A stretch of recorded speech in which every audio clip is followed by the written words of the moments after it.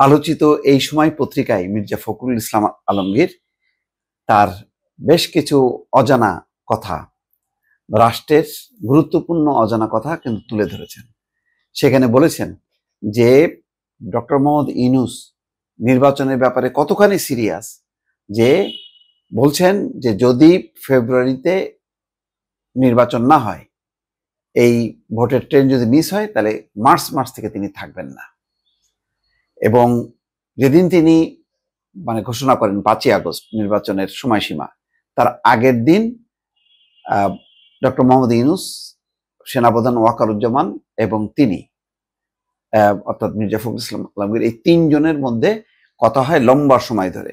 সেখানে তার মুখ দিয়েই তিনি বলছেন যে দলের পক্ষে আমি তার সঙ্গে কথা বলেছি, দেখছি এখন তিনি সর্বোচ্চ সিরিয়াস, আন্তরিকভাবেই চান ফেব্রুয়ারিতে নির্বাচন হোক। আগস্টের 5 তারিখে ইউনূস নির্বাচনের দিন ঘোষণা করলেন, তার আগের দিন রাতে ইউনূস সাহেবের বাসভবনে তার এবং সেনাপ্রধান জেনারেল ওয়াকারুজ্জামানের সঙ্গে নির্বাচন নিয়ে আমার দীর্ঘ আলোচনা হয়। সেনাপ্রধান সেখানে বলেন, পুলিশ কম বলে 1 বছর ধরে সেনাদের রাস্তায় ডিউটি করতে হচ্ছে, যা একেবারেই কাম্য নয়। তার মানে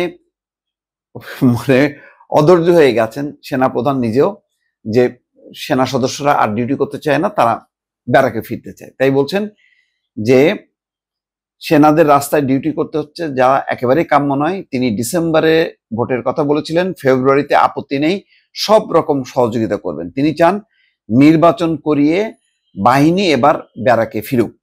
ইউনূসও বলেন, ফেব্রুয়ারিতে নির্বাচিত সরকারের হাতে ক্ষমতা তুলে দিয়ে অব্যাহতি চান তিনি। বলছেন আর চাপ নিতে পারছেন না। আমরাও আশ্বাস দিয়েছি, সরকার গঠনের পরেও সংস্কার চলবে, স্বৈরাচারীদের বিচার প্রক্রিয়া চলবে। 3টি আলাদা বিষয়। অন্তর্বর্তী সরকারের কোনো ম্যান্ডেট নেই, তাদের সংস্কারের গুরুত্বই বাকি। নতুন কথা তারা বলেনি। বিএনপির 31 দফায় সবই আছে, অর্থাৎ 31 দফায় সবই কভার করে। আচ্ছা, তারপরে প্রশ্ন ছিল এই সময় যে সম্প্রতি যেদিন জাতীয় পার্টির অফিস ভাঙচুর হলো, তার পরের দিন বিএনপি, জামাত, এনসিপি নেতৃত্বকে বাসভবনে ডেকে পাঠিয়েছিলেন ইউনূস। কেন? তিনি কি কোনো বিশেষ বার্তা দিলেন আপনাদের? তখন মির্জা ফখরুল ইসলাম আলমগীর খানিকক্ষণ চুপ থাকেন, তারপর বলেন, ঠিকই বলেছেন, সেদিন ইউনূস আমাদের একটি বার্তা দিয়েছেন। সেই বার্তা সংক্ষিপ্ত, 1 লাইনের, এক ধরনের ফাইনাল বেল বলতে পারেন। ইউনূস সেদিন আমাদের জানিয়ে দেন, ফেব্রুয়ারিতে ভোটের বাস ধরতে না পারলে তিনি মার্চ থেকে আর থাকবেন না। এমন পরিস্থিতি যেন না হয় যাতে ভোটটাই করা গেল না।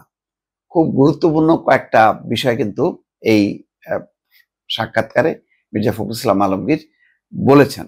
এখন জানি না তার এই বক্তব্যগুলো সঠিক কিনা, কারণ অন্য জামাত প্রসঙ্গে তিনি যা বলেছেন, এখন বিএনপির পক্ষ থেকে বলা হচ্ছে যে এটা সঠিকভাবে প্লেস করা হয়নি, তুলে ধরা হয়নি, এবং জামাত ইসলামীও খুব প্রতিক্রিয়া দিয়েছেন। কিন্তু এই যে অজানা অধ্যায়, এই গত 5ই আগস্টের আগে দিন যে বৈঠক হয়েছে, সেই বৈঠকের যে বর্ণনা করলেন এবং অভিজ্ঞতা, এবং তারপর 3টা দলের সঙ্গে বৈঠকে ডক্টর ইউনূসের বার্তার কথাগুলো কিন্তু এতদিন কোনো গণমাধ্যমে প্রকাশ হয়নি, আজকে প্রকাশ হলো।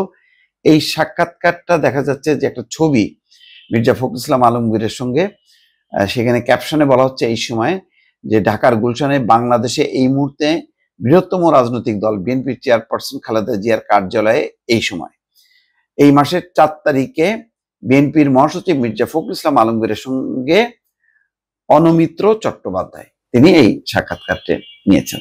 দর্শক ভালো থাকবেন, আল্লাহ হাফেজ।